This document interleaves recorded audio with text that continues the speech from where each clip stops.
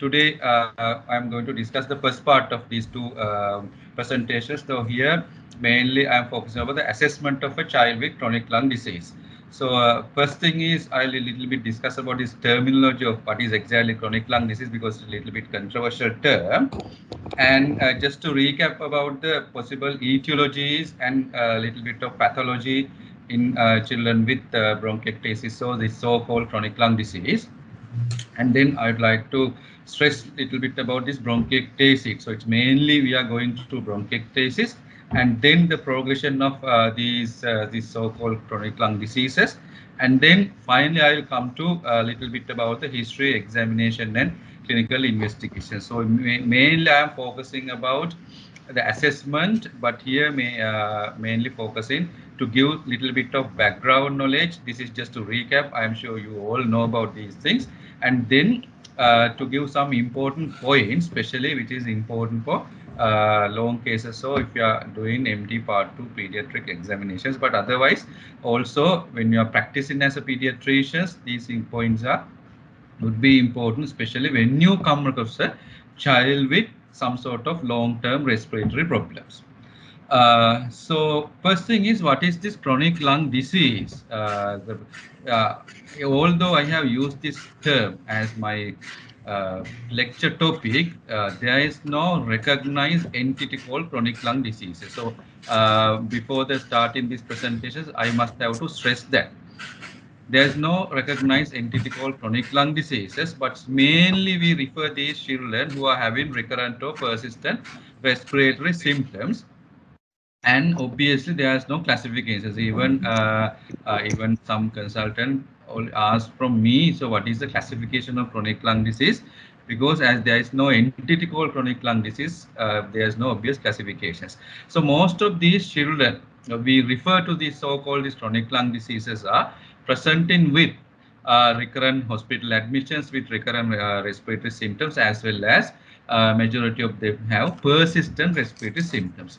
So this is mainly related to development is bronchiectasis. So it's mainly these children what we are referring as chronic lung diseases are having bronchiectasis. So some of them might have obstructive airway diseases, but usually during the course of their disease, they develop bronchiectasis. So it's mainly children who have bronchiectasis, especially chronic lung involvement. Another thing is there are different etiologies. We'll discuss a little bit about these possible etiologies just to recap. But more interestingly, most of them follow a common path. Whatever the etiology of these diseases, usually they follow a common path. That's why these all these diseases came under umbrella term called these chronic lung diseases, but you should be very specific. Especially this is important when you get a child at the exam. So don't just give a diagnosis like this one is having chronic lung disease, because as I mentioned, there is no diagnosis called chronic lung disease. It's simply like this one is having myopathy or something, muscle weakness. It's like telling this one is having muscle weakness. As obviously, as a practicing pediatrician or trainee, you should not give a diagnosis like this child has having a muscle weakness, because muscle weakness is not a diagnosis. It's the same as this having chronic lung disease. So you should be very specific. As much as possible, try to identify the possible etiology, or at least to find out whether this one is developed already having bronchiectasis changes. So during next 30 to 45 minutes, we'll go through this pathway. Intermittently, I also might use this term chronic lung disease, because even I use the topic, because this is the thing we are using. So we are more familiar with this term, but still I am again and again stressing this. So as much as possible, avoid this. You should be very specific. Majority it's bronchiectasis. Okay. Right. So etiology. So just to recap, before going into clinical details, there are a lot of causes of this children presenting with chronic respiratory issues. If we start from the neonatal period, the etiologies may be the chronic lung disease of prematurity, the so-called bronchopulmonary dysplasia, congenital structural anomalies, maybe aspiration syndrome, cystic fibrosis, primary celiac dyskinesia, bronchiolitis obliterans, childhood interstitial lung diseases. or it may be secondary to immune deficiency disorders or any other systemic diseases, especially this autoinflammatory diseases or autoimmune diseases, or what we are called this simply rheumatic diseases might manifest as lung diseases. So they can end up with some sort of long-term or chronic lung disease. And there are some other causes as well, like very rarely alpha-1 antitrypsin deficiency or protease inhibitor deficiencies, but these are very rare in children. And sometimes they can have obstructive bronchiectasis like forgotten foreign body. Sometimes this might lead to localized areas of bronchiectasis or tumors or lymph nodes causing localized collapse and finally end up with bronchiectasis. And there are some congenital problems like this Marnier-Cohn syndrome or Williams-Campbell syndrome or even Ehlers-Danlos can cause congenital tracheobronchomegaly. And ABPA is really not a cause for primary thing, but sometimes it might be a secondary thing, like especially in children with cystic fibrosis or developed bronchiectasis. But the problem is ABPA might aggravate the underlying bronchiectasis changes. So, or even sometimes, especially children with asthma, ABPA might lead into development of bronchiectasis. Or out of these, there are still maybe about 25% of courses, despite whatever the best available facilities, we might not be able to identify exact etiology of these bronchiectasis. So kindly, currently, so these patients are going into the term and idiopathic bronchiectasis, but I'm sure there would be more underlying diagnosis, but still we don't know about this area. So then I would like to little bit go through this important disease just to recap, because this background knowledge is important to work up, have a plan, especially when you are come across a child with some sort of chronic respiratory issues, to identify the possible etiology. So obviously it has no order, but I'm using this order because then it's very easy. First thing is since neonatal period, they might have this chronic lung disease because this is a chronic lung disease of prematurity, bronchopulmonary dysplasia. So what is the definition of this thing? So definition, it's a very, very simple definition. Even I asked from some of our trainees, they are a little confused about this definition, but the definition of BPD is very, very simple, because simply it's oxygen requirement in the first 28 of days. Okay, if it is solely due to prematurity. So if a neonate or the newborn baby require oxygen in the first 28 days of life, it's only due to the problems of prematurity, that is called by definition bronchopulmonary dysplasia or the chronic lung disease of prematurity. Then we use some sort of classification or criteria to identify the severity of the disease. So that is the important thing. First 28 days of oxygen requirements by definition is BPD. Then we do reassessment at some time point, that is just to assess the severity of the disease. And this 28 days also, if a child requires oxygen more than 12 hours per day, that is considered as a 1 day. Right? So then with that background, so then we can assess additional features of BPD if at the time point of assessments, if the baby's PO is less than 32 weeks, we do the assessment at 36 weeks of POA. At that time, if a baby is breathing room air, that means there is no further oxygen requirement.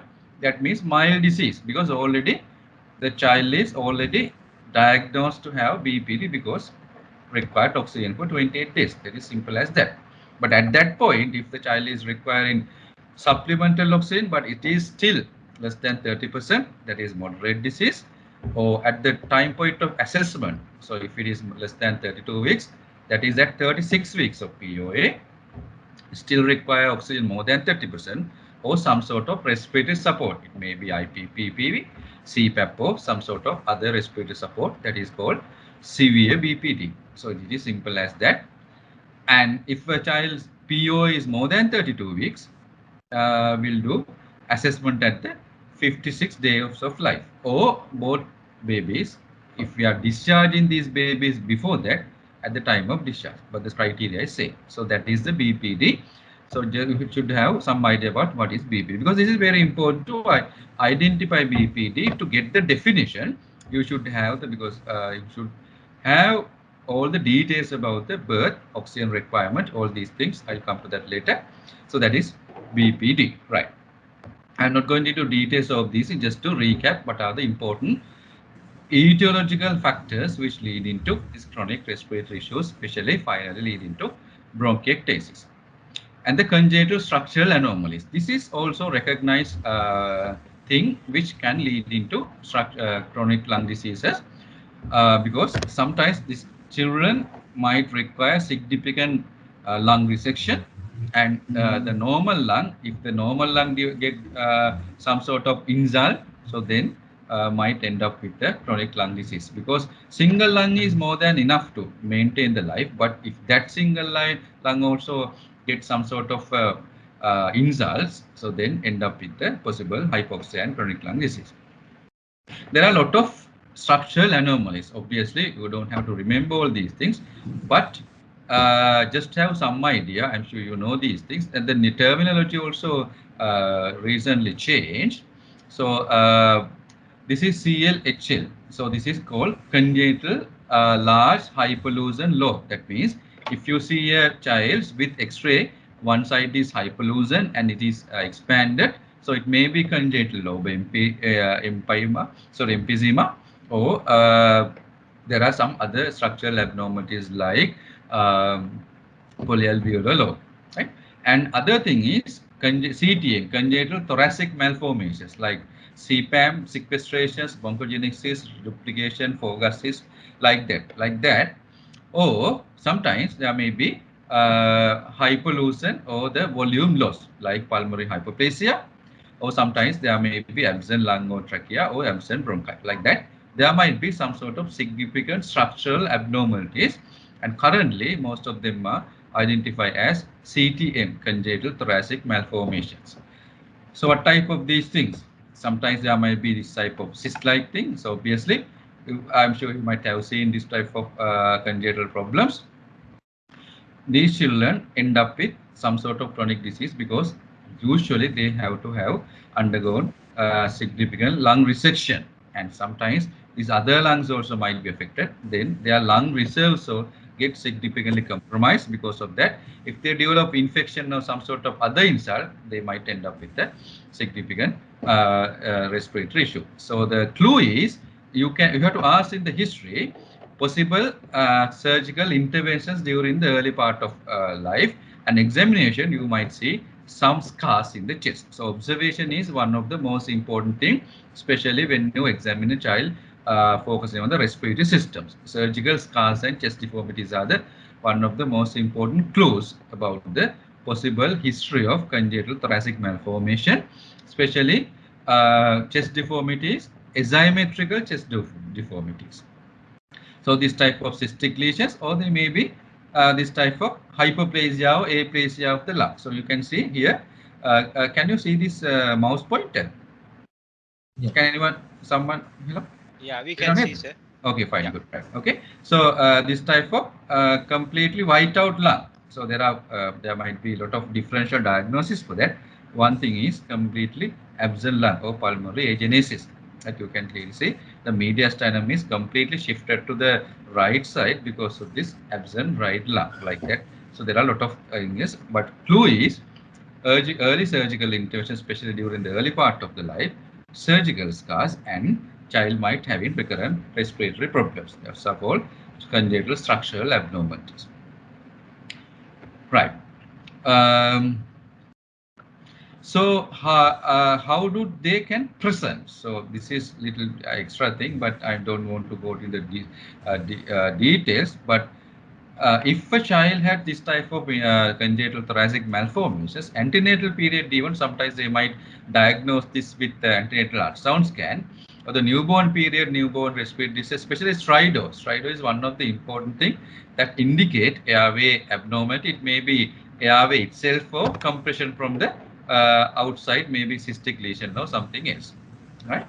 And later in childhood, again, sometimes it may be recurrent infections, hemoptysis, so or later might present with bronchiectasis, like especially like sequestration. Sometimes sequestration we might miss in the early part, but later even might present with hemoptysis. This type of clues would be there, but it's very difficult to diagnose with this type of clues only. Might need further investigations, especially chest imaging. Right. Then the aspiration syndromes, as you all know, sometimes aspiration per se can end up with some sort of significant respiratory issue, especially these chronic lung problems. But remember, aspirations can have in any child, even non-normal children. But it should, if it is leading to chronic lung diseases or significant respiratory issue, the bronchiectasis, child should have significant aspirations. To do have significant aspiration, child should have significant some sort of underlying problem. Especially, it may be significant gastroesophageal reflux disease, tracheoesophageal fistula, or primary aspiration, or sometimes recurrent small aspiration. So aspiration would be twofold. One thing is anterograde aspiration.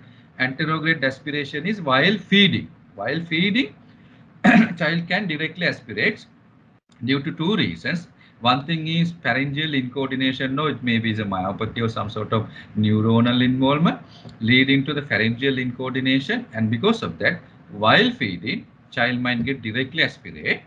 Or same thing can happen with the tracheoesophageal fistula like thing. While feeding, child can have direct aspiration, or a retrograde aspirations, that is with the reflux disease. Some babies might have both, because the reflux is a very common problem, can have any child, and especially children with some sort of underlying problems, especially myopathies like thing, they might have direct aspiration or the anterograde aspiration as well as retrograde aspiration due to reflux disease.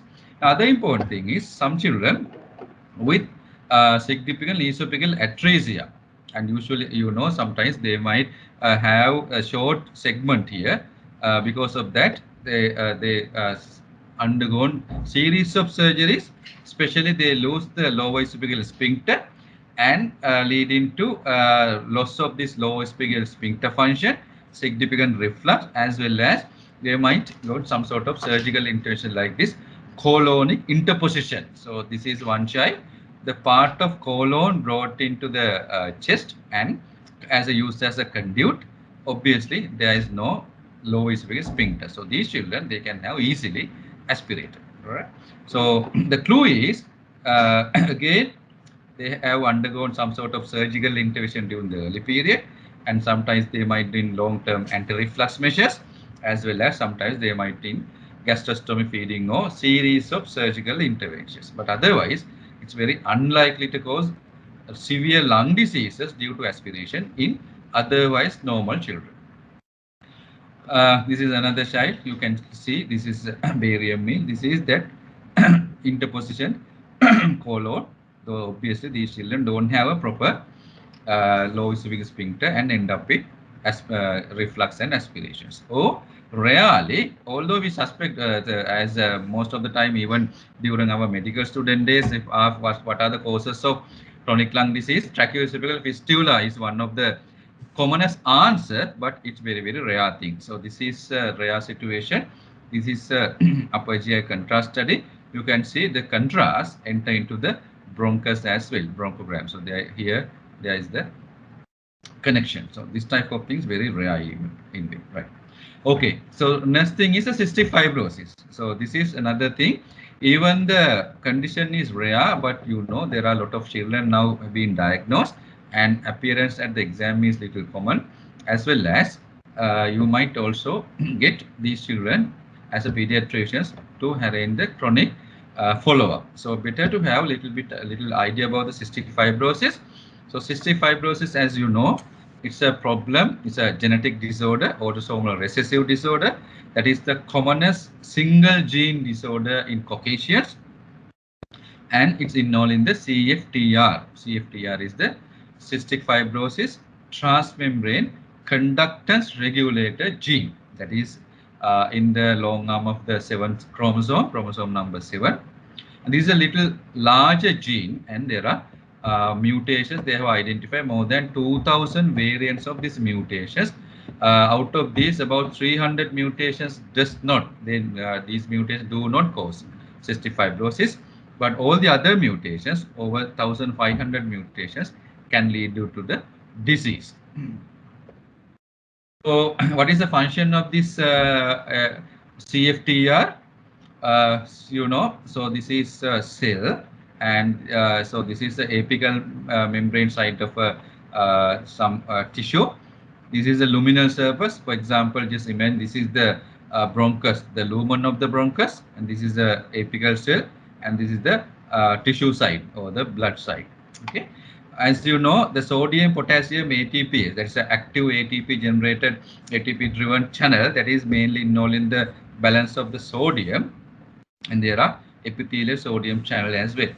So this through this epithelial sodium channel, that is called ENaC, with the action of the sodium potassium ATPase, usually sodium enter into the cell. And what is the action of CFTR? This is CFTR, that is, as you know, it's a chloride channel. That is also ATP, that means it's require ATP. It's again active some sort of transport. But the difference here is the potential difference, it's very minimal. So because of that, through this channel, the chloride transport can happen either direction. So it may be outside to inside, both, even though it's an active transport, because it's a little bit complicated channel. But just to have some idea, through the CFTR chloride channel, chloride transport can happen either directions. So in the respiratory epithelium, it is happening to the outside because the chloride concentration in the cells are high. Chloride concentration in the outside is low relatively, and the potential difference driven chloride out of the cells through the CFTR. When the chloride is going out, sodium is also going out. As you know, it's an electrical thing. And when the sodium is going out, water molecule also going out to balance the osmosis, right? So the net effect is, so as you know, so water is going out through this aquaporin channel, the water channel. So sodium and water is going out. So the final net effect is the CFTR is important to send water outside the cell, especially. So the net effect is it is important to hydrate the luminal surface of the especially respiratory epithelium, vas deferens, and the pancreatic duct-like thing, right? And other thing is it inhibit ENaC also. The epithelial sodium channel, the sodium flux is inside. So that is also inhibit the influx of sodium. That means that is also conserve some sodium outside the cell. Outside this, that means the luminal surface. So that is important to hydrate the luminal surface. Simply that is the thing. But that is other way in the sweat gland. So sweat gland, the CFTR chloride secretions, actually the CFTR is involving only the 1% of sweat production, because there are a lot of other active channels which secrete sweat and the salts outside the cell, outside the cell, especially so then outside the body. The CFTR involvement is just 1%. That means most of the chloride outside, the concentration of the chloride outside is very high in the sweat gland. Because of that, the CFTR, through CFTR, the chloride influx is there. That's why when the CFTR is malfunctioning, chloride concentration is increased in the sweat gland, but otherwise, all the other tissues, it's reduced in the outside. Okay. If you have any question, just you can unmute and ask anytime, right? I cannot see any one of you because I am in this full screen mode. Fine. Okay. So if there's, because this is a little bit complicated, but it's better to have this idea why it is different at the sweat gland and the lung tissue, so the airway epithelium. That's the reason, right? Another thing is cystic fibrosis. It shows significant variation in the clinical picture. That means a significant variation in the clinical severity. Some patients, even though they have the mutation, might show very, very mild disease. Even sometimes they might not show clinical pictures. But some disease, some patients, they might start the disease or the clinical features during the early neonatal period and end up with a severe lung disease, maybe at the end of infancy, and usually die within few years after birth. Very, very severe disease. Because that is because These more than 1,500 mutations lead to 6 types of defects, right? I'm sure you don't need to know these diseases, but just to have some idea. So one type of mutation, there's no protein because that mutation involves the stop codon. Because of that, there's no mRNA synthesis. Completely abolish mRNA synthesis, no protein, nothing. So no CFTR protein or the channel. So this channel is a protein, right? So type 2 mutations, that is the classic this delta 5 notate mutations. This is the 70% of Caucasian patients with cystic fibrosis have this gene mutations. Here, mRNA is produced, but it doesn't fold into a usual channel, right? So, as you know, mRNA is mRNA and it produces a polypeptide chain. It's just a amino acid chain. This amino acid chain should be folded into make a channel. That does not happen in type 2 mutations. Type 3 mutation, all these things happen, even it goes to the apical membrane, but it does not function properly. Type 4, it's there, but some activity is there, but less function. So these patients have very less severe disease because there's some function. Type 5, it's working, but the number of proteins are less.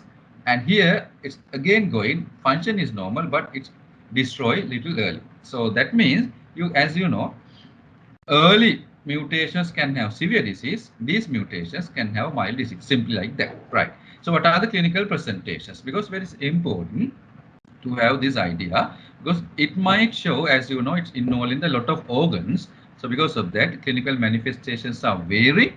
Neonatal life, they can present as failure to thrive. Most of the time, that is the commonest thing. Steatorrhea, obviously due to malabsorption, recurrent chest infections, meconium ileus. So 15% of patients with cystic fibrosis might have meconium ileus, but other way, in a children with meconium ileus, 85% to 90% of them have cystic fibrosis.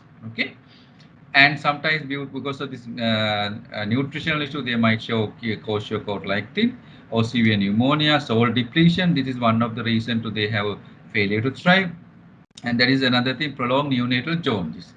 So these symptoms are descending order of frequency. So the commonest thing is failure to thrive in this 0 to 2 years, right? And the malabsorption and recurrent chest infections.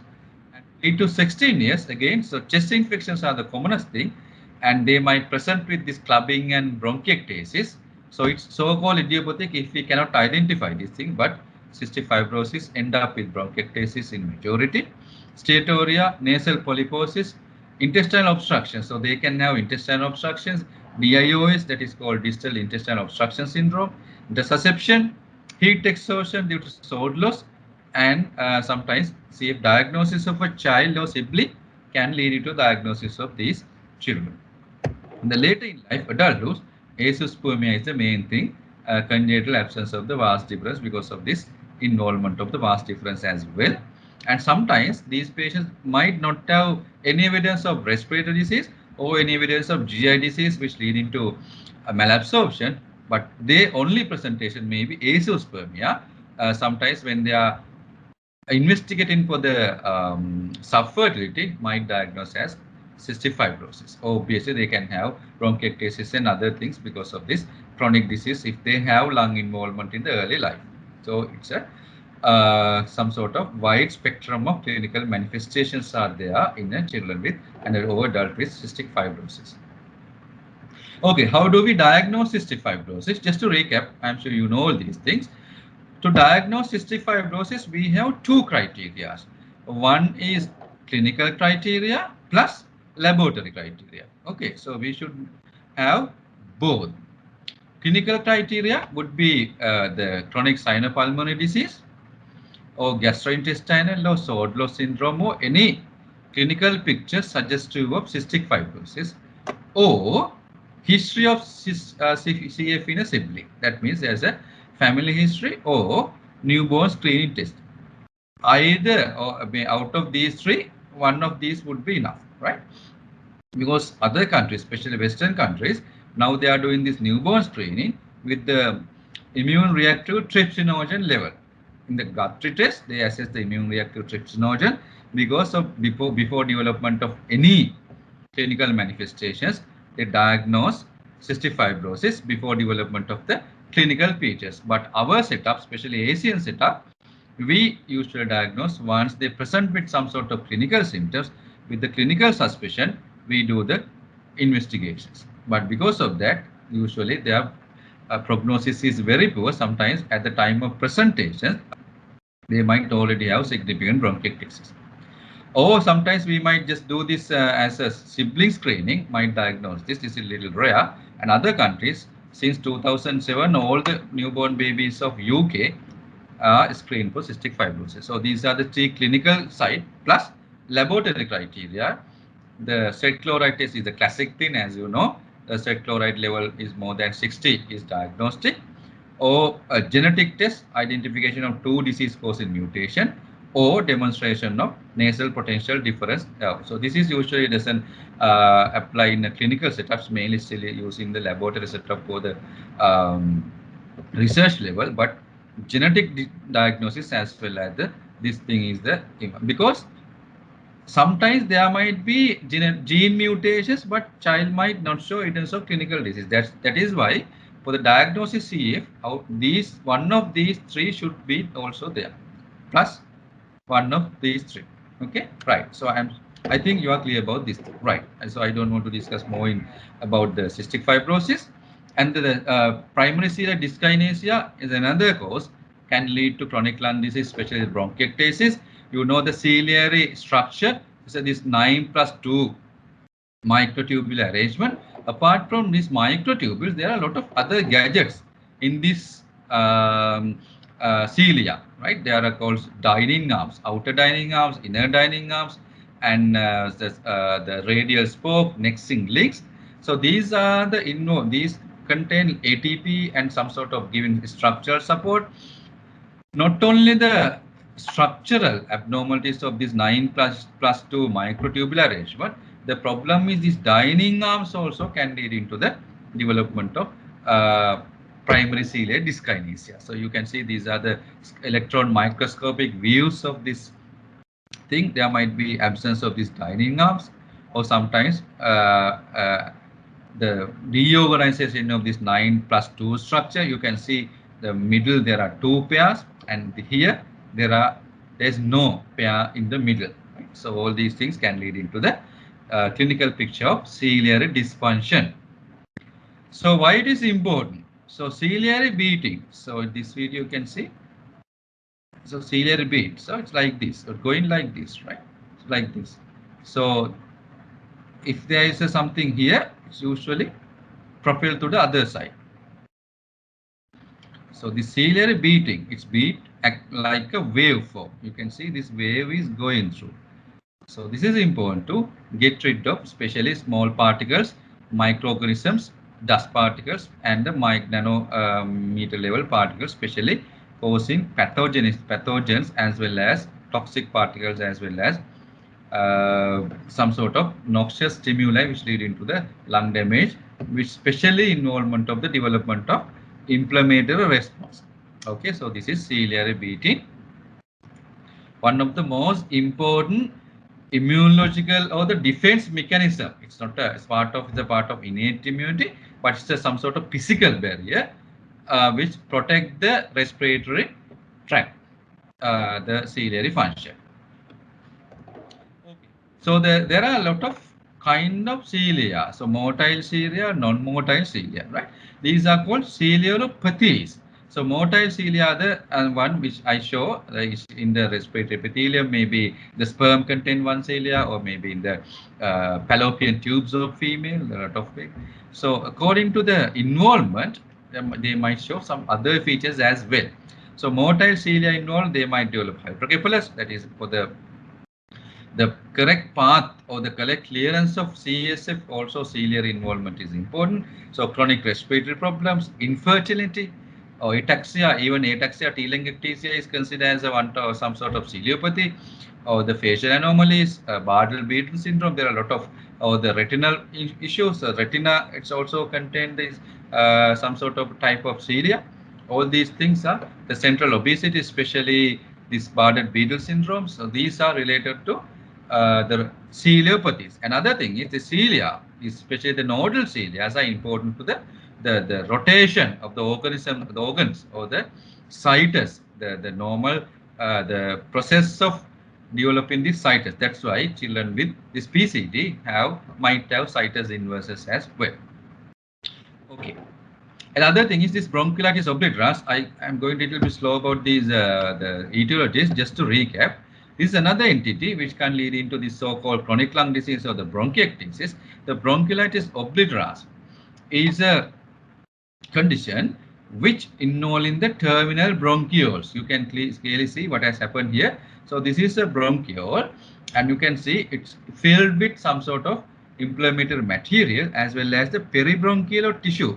Here is the you can clearly see this inflammatory cells also involved in this peribronchial area as well, and within the bronchiole. And most of the time, this intraluminal thing might get completely settled, but still this peribronchial changes, especially some sort of fibrotic changes, will persist and end up with some sort of obstructive airway disease. But as opposed to asthma, asthma is a reversible airway disease. This is relatively irreversible. So simply, we can take it as an irreversible airway obstruction, especially in the small airway, narrowing of the complete obliteration of the small airway. There are two entities: post-infectious bronchiolitis obliterans or post-transplant bronchiolitis obliterans. The we mainly encounter in our setup is this post-infectious bronchiolitis obliterans. And the post-transplant of bronchiolitis obliterans is following lung or bone marrow transplant. The same picture, same physiological and same pathological manifestations can develop, but completely two different entities. So that is, and our setup is only the post-infectious bronchiolitis obliterans. How or why do they develop this problem? It is usually following bronchiolitis-like episode during the infancy, especially within the first year of life. Most of the time, the culprit is virus. Out of these viruses, also most of the time, adenovirus-like thing is most of the nasty one. Out of this adenovirus, also 7, 3, or 21 like 0 are the main culprits. Even RSV can cause bronchiolitis obliterans, but 90 to 90% of the time, children with RSV bronchiolitis settle without any long-term sequelae, but sometimes maybe 5% of children end up with bronchiolitis obliterans. Even influenza, parainfluenza, or other viruses can lead into this thing, or even bacterial infections like pertussis or even mycoplasma can cause bronchiolitis. So it's actually some sort of common immunological pathway which we don't know what is the exact reasons which this activation of this pathway following any type of infection, right? So then how do we identify? So this is one of the classic CT of patients with bronchiolitis obliterans. You can see they might have this type of chronic involvement of the lungs. So this is here, this patient is having chronic lobe involvements, especially the segmental involvement of this is the lower lobe, right lower lobe, and hyperinflation due to small airway obstruction, as well as the classic thing is this mosaic perfusion pattern. You can see there are black areas as well as white areas. That is called mosaic, and that is called mosaic perfusion. Mosaic. So the question is, where is this abnormal area? Whether it's a black area or white area. Okay. So it's differentiate. We have to assess the vessels. So these white color lines are the vessels. You can clearly see there are more white color lines in the white area, but black area they are little scanty. This less. That means black area is the abnormal area. Because of this small airway involvement, air trapping, this area get hyperinflated. Because of this hyperinflation, the ventilation is happening is the effectiveness of this ventilation is significantly reduced. Because of that, the gas exchange is impaired in these black areas or the hyperinflated areas, and because of that, the blood supply to that areas is reduced to reduce the VQ mismatch. So that's why when this is going on long term, even might end up with pulmonary hypertension. So this is bronchiolitis obliterans. How do we diagnose? So here, as show, this is a histological diagnosis. Obviously, the confirmation of diagnosis should be done through histology. But the problem is, as I showed here, so if we do the biopsy from this side, it may be completely normal. So sometimes we might miss the area, as well as it should be a open biopsy most of the time. So to diagnose this thing, to do a biopsy under general anesthesia, it is the waste of resources as well as the unduly putting the child into some sort of danger or risk. Because of that, clinical criteria is developed. No need to know about this criteria, but just have some idea, especially when you are working up, especially at the exam. So if is this bronchiolitis obliterans, post-infectious bronchiolitis obliterans, these children should have very clearly identified infection during the infancy, especially bronchiolitis picture, and usually it's very severe thing, and child should be otherwise normal before this insult or infection, and child should develop all these problems following this thing, that is called these post infections, because all these problems start with this acute bronchiolitis episode, usually very severe thing. Most of the time they require ICU care. That's the first thing. And second thing is physiological, as I showed you, airway obstruction is there, especially small airway obstruction. Because of that, there should be evidence of persistent airway obstruction. Especially if we do a lung function test, especially in an older child, we might see evidence of airway obstruction. And if you do a chest radiograph, we can see hyperinflated chest, evidence of obstructive lung disease, and mosaic pattern, as I just show, mosaic pattern also develop this air trapping. And most importantly, we have to exclude other possible chronic lung disease, because any disease, even cystic fibrosis with some sort of asthma component, might give rise to same clinical picture. PCD, because they also have some sort of airway obstruction because of thick secretions, because of this impaired mucus clearance, they also might have. So because of that, they have to exclude other causes like CF, PCD, or immune deficiency, or other significant other type of chronic lung disease that we are discussing at the moment to diagnose bronchiolitis obliterans clinically. Okay, right. And then the childhood interstitial lung diseases. So this is, you can see, this is it's a little bit complicated entity. So this is classification of these children, especially less than 2 years of age, and this is little bit arbitrary classification. Just forget about this list. But I just want to highlight is it's a specific entity which involve in the lung parenchyma. Cystic fibrosis or PCD involve the airway, but interstitial lung diseases, it's involve the lung parenchyma, interstitium, and the alveoli. There are specific, so they diffuse developmental disorders, alveolar growth abnormalities, special conditions like NEHI, neuroendocrine cell hyperplasia of infancy, the PIG, pulmonary interstitial glycogenosis, and the surfactant dysfunction disorder, surfactant protein B, C, D, like that. So there are specific entities. So what is the clinical manifestations? So this is what is happening. The airway, the involvement of this, the interstitium leading to significant reduction in the air gas exchange. So leading to hypoxia. So these children, since the beginning of the disease, they are hypoxic. But as there is no airway involvement, they don't have cough. But as significant VQ mismatch, reduced ventilation perfusion ratio, reduced gas exchange, reduced diffusion, they start to have hypoxia. Because of this hypoxia, the first reaction from the body is tachypnea, and this is going on. They end up with finger clubbing due to persistent hypoxia, as well as hyperinflation of the chest. And the later, in the course of the disease, they might present with even cyanosis. But sometimes parent might not recognize that the child is having tachypnea. Sometimes it might be diagnosed little later in the life. Sometimes maybe when they are admitted to some other reason, or maybe vaccination, or with some sort of upper respiratory tract infection. These are the called interstitial lung diseases. The classic thing is they are having finger clubbing, chest hyperinflation with bilateral fine crepitations. Fine crepitation is the classic thing, not the coarse crepitations. Coarse crepitations are a sign of bronchiectasis, and most of the time these crepitations in the bronchiectasis may be localized, maybe one lung, or maybe they're confined to lung bases. But interstitial lung diseases, these are fine crepitations, and usually it's universal, bilateral, all zones. Okay, right. So other etiologies, immune deficiency. As you know, when this immune deficiency in patients, they are having recurrent infections. I will come to that a little later. Why these infections cause bronchiectasis, and it may be humoral immune deficiency, or the cell mediated, or even the phagocytic function like CGD can end up with chronic lung diseases or bronchiectasis.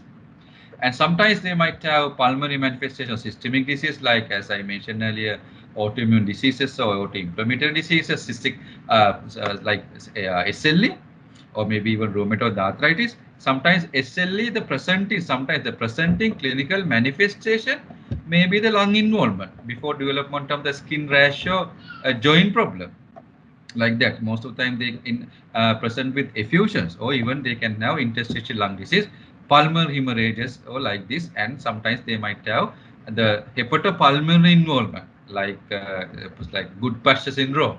Those are the rare diseases. As you know, this alpha-1 antitrypsin deficiency also like that. They can end up with emphysematous changes, very rare in children.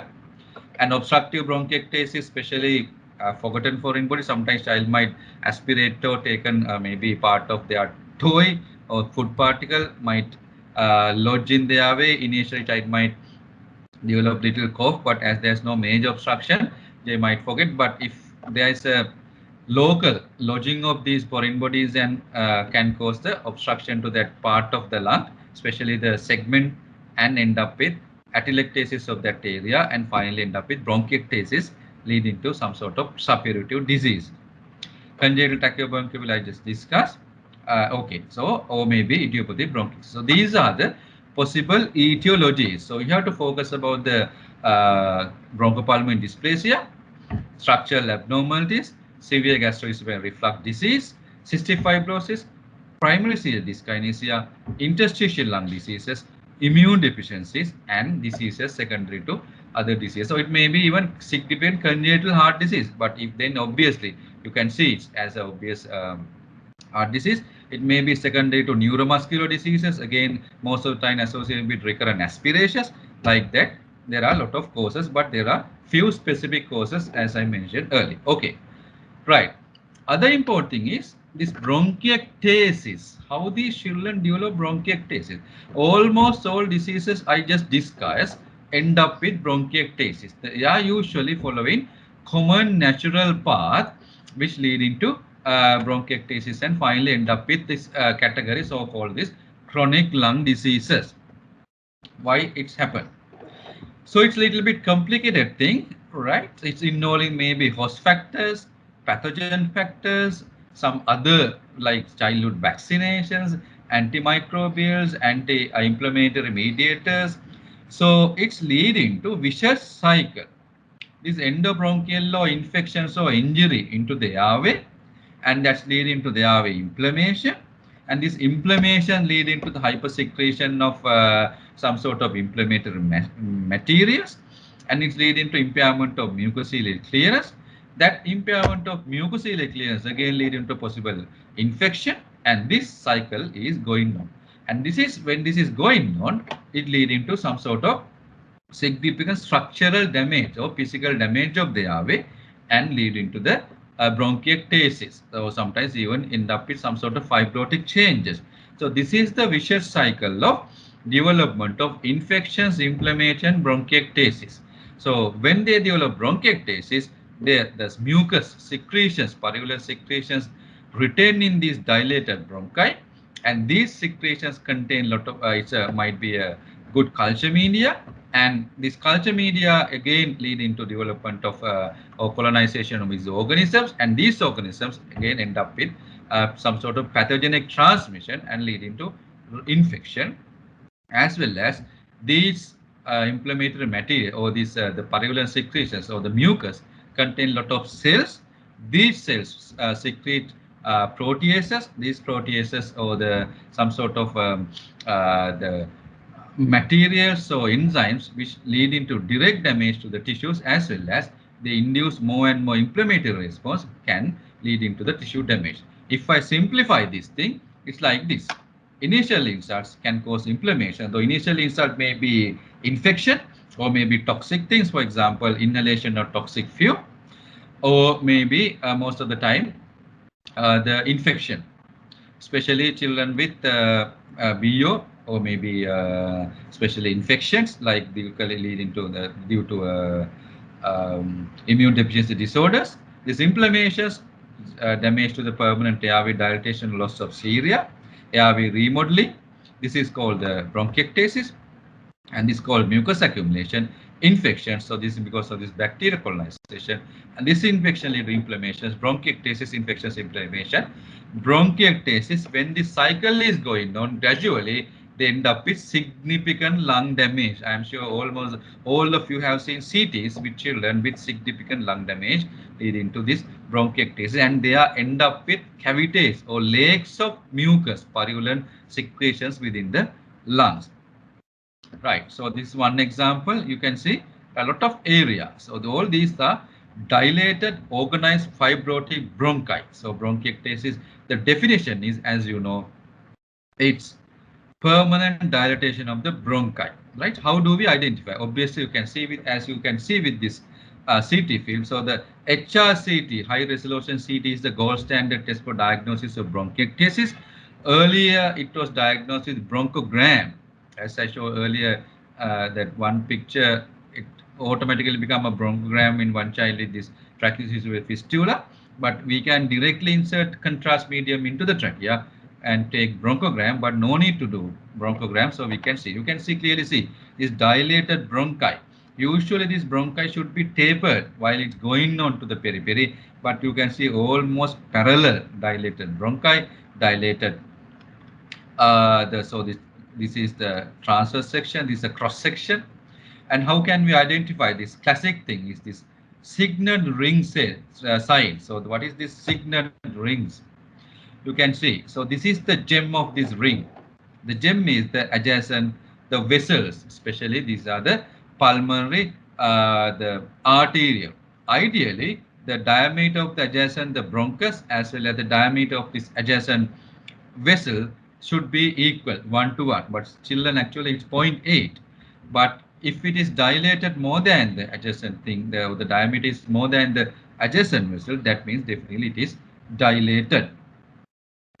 Right, so this is classic ring sign, the signet ring sign, right? So this is the one of the classic feature which confirm the diagnosis of bronchiectasis. Right, so how do we evaluate? So I am sure this background already you know, but just to recap about the possible causes, etiologies, and how to identify or diagnose bronchiectasis. Then how do we evaluate? Obviously history. So while taking this history, we have to focus. First thing is to what is the possible etiology of these conditions. Out of these 7 to 8 main causes of bronchiectasis, as we discussed just now, we have to think what is the possible thing out of these things. Some of these things like cystic fibrosis might have some specific clinical features like associated GI manifestations, or maybe PCD might have some evidence of like examination findings of situs inversus, or chronic neonatal lung disease, the prematurity and significant respiratory problems during the neonatal period, like that. So we have to go through our usual method of taking history, but these are the important area you should focus. So if you identify this a child with some sort of chronic respiratory issue, then you have to focus about these things. I'm not going to discuss all the things, but important points. So if a child presented with recurrent or persistent respiratory problems, so PO is very important. If a child is premature child, you have to go all the details to identify whether this is a possible BPD, whether this child requires resuscitation, ventilator support, if that all the duration or the details are ICU care, ICU care, especially the duration of oxygen dependency. If the child is oxygen dependent already for more than 20 days during neonatal period, if it is due to prematurity, obviously by definition, child should have BPD. It's very simple. That is the definition. And sometimes the term baby might have respiratory distress, like the TTN-like picture. It may be an early manifestation or the clinical feature of primary ciliary dyskinesia, because the ciliary function is very important to get rid of the airway fluid. Because as you know, the baby, the fetus is in the within the amniotic fluid in the mother's the uterus, and his all the lungs are filled with fluid just after birth. With this first breath, to get rid of the fluid within the airway, this ciliary function is also important. If ciliary function is impaired, they might end up with the TTN-like picture. As you know, the TTN, the classic thing is increased fluid content in the lung, the fluid within the transverse fissure or the fluid within the fissures. The classic picture. Like sometimes term baby might show evidence of significant respiratory distress, even might need ventilation, but without any evidence of infection. So that might be the first manifestation of PZD. And then you have to obviously get the details about the first significant respiratory infection, especially bronchiolitis obliterans like thing. If a baby was otherwise well with some sort of mild respiratory issue, develop significant bronchiolitis picture, especially within the first 3 years of life, ideally within the first year, and required ICU care. And if the child develop the more main problem since that episode, then you have to keep in mind whether this is a case of bronchiolitis obliterans like that. So it's get all the details of the first thing, and then all the details of the rest of the respiratory infections. I'm sure it's no need to go through all these things, but you have to ask about the frequency, severity. What was the most severe respiratory infection? Whether this child require ICU care, whether this child require mechanical ventilation or other type of some sort of respiratory support or other complications, empyema. Sometimes it may be immune deficiency disorder like phagocytic defect, like CGD, causing empyema and significant lung tissue, or maybe pneumothorax, maybe a part of alpha-1 antitrypsin deficiency, like that. And this progression of these respiratory symptoms, whether this frequency is increasing or decreasing, when the child is having recurrent infection, especially immune deficiency like disease, and then they develop a bronchiectasis, then this frequency of respiratory infections would be increased, because bronchiectasis is leading to this vicious cycle. But sometimes, like bronchiolitis obliterans like thing, as I showed earlier, the normal lung, the normal tissues with these white areas, because bronchiolitis obliterans, once this damage happens, it is not a progressive disease. When the child is growing, the normal lung to abnormal lung ratio might be changing, or the normal lung ratio little bit increase. And then bronchiolitis obliterans picture is, initially they might have recurrent respiratory infections or the recurrent hospital admissions and evidence of some sort of wheezing like thing, but gradually when the little growing older, clinically improving. That's a classic picture of BO. Another important thing is symptoms in between attack. Yeah, so time is up. I will try to finish this within next 5 to 10 minutes.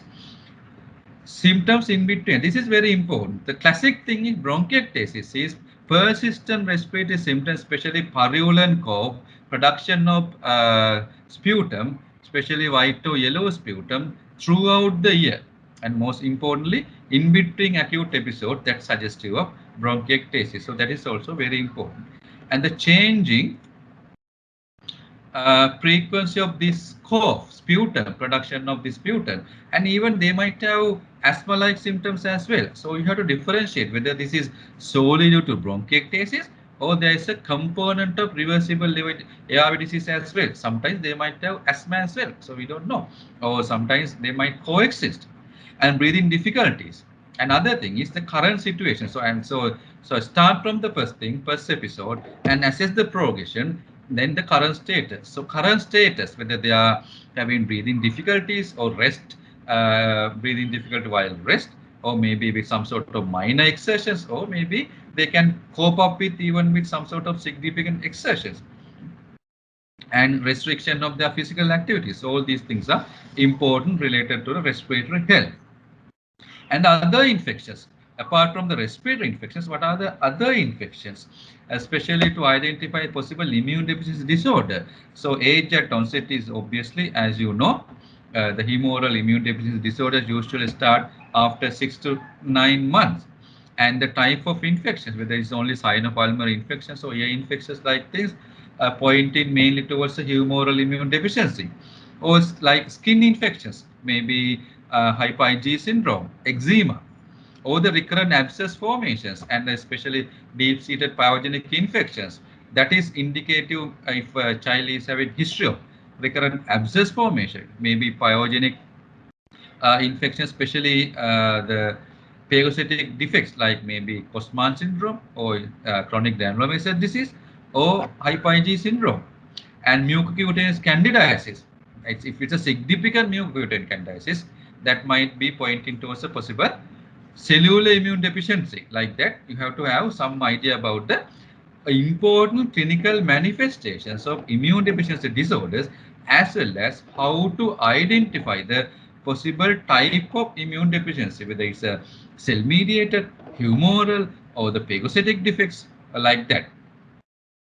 And then the other system involvement, especially these bowel symptoms. Every child with chronic respiratory issues, bowel symptoms are must. You have to definitely ask about the bowel symptoms, steatorrhea, the diarrhea-like thing, because it might be a case of cystic fibrosis. And the other evidence of systemic disease, especially SLE-like picture, and the complications like endocrine involvement in a child with cystic fibrosis. I am mainly here focusing about the important points you should keep in mind, which give rise to or give some clue about the possible etiology of the diseases, as well as possible to give some clues about the current situations or the possible complications. And then the investigations. What are the investigations done up to now?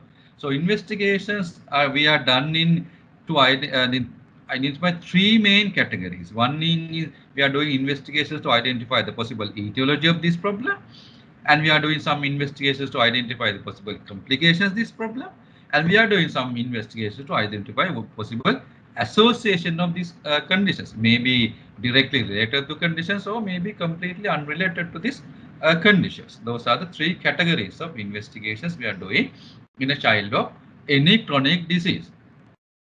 And then the other management options, sometimes they are already on ACT, airway clearance techniques. We'll discuss in the next presentations about these things, nebulized drugs, inhalers, and obviously you should ask them to demonstrate the inhaler technique to assess whether it's correct or not, and other medications. So all these things are important. And other diseases, sometimes there might be completely unrelated things. Nutrition is obviously most of these children with chronic diseases, not only the lung diseases, have nutritional problems. 24-hour dietary recall is a must, and assessment of their growth status is a must. Immunizations and the family history and the diseases of same thing, especially infant deaths, consanguinity are important. And the examination, no need to go into details, obviously possible about this paleotry anthropometry, breathing difficulties, sometimes there might be oxygen dependent or using home oxygen, finger clubbing, chest deformities, surgical scars, percussion note any areas of dullness or increasing the resonance, auscultations. Important thing is you have to assess breath sounds are equal or not, because always the site where the breath sounds are less having the disease or the problem. And adult sounds, whether they are wheezing sounds or crackles, so these crepitations, these crackles are fine crackles or coarse crackles. So all these things are important to get proper idea about the child's condition. And the investigations to identify the etiology. So as we discussed earlier, I'm not going to the details. So this is especially important when you are discussing long case, the discussion part.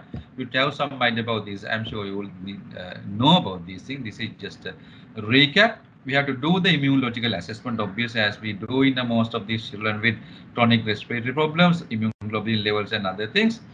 Blood count, neutropenia, HIV status, obviously, sweat test, radiology, chest CT, and aspergillus serology possible ABPA.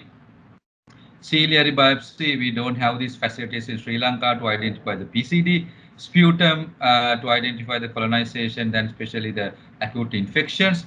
Bronchoscopy, investigation for reflux disease, barium meal, Mantoux test, especially if we suspect or having some sort of infections or failure try or unexplained respiratory symptoms. other immune fluoroscopy and genetic tests. So these are the tests, and we have to ask sometimes directly whether these tests has been done already to plan the rest of the management.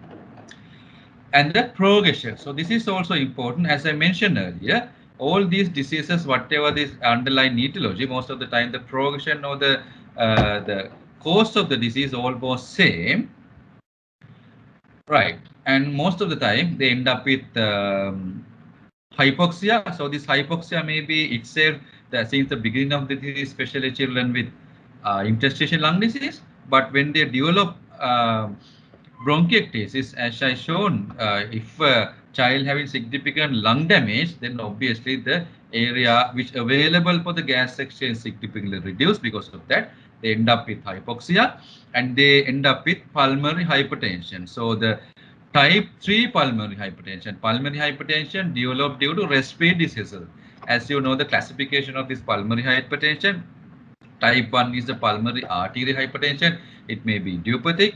Type 2 due to these congenital heart diseases.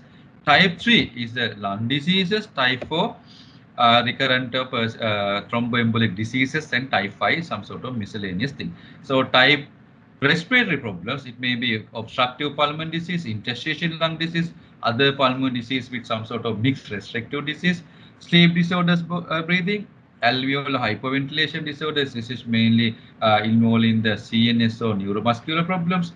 Chronic exposure highlighted, this is unlike in our setup, and some sort of development lung disease. All these things, if the hypoxia is there, can end up with pulmonary hypertension. Okay, so these are the things it is important to keep in mind.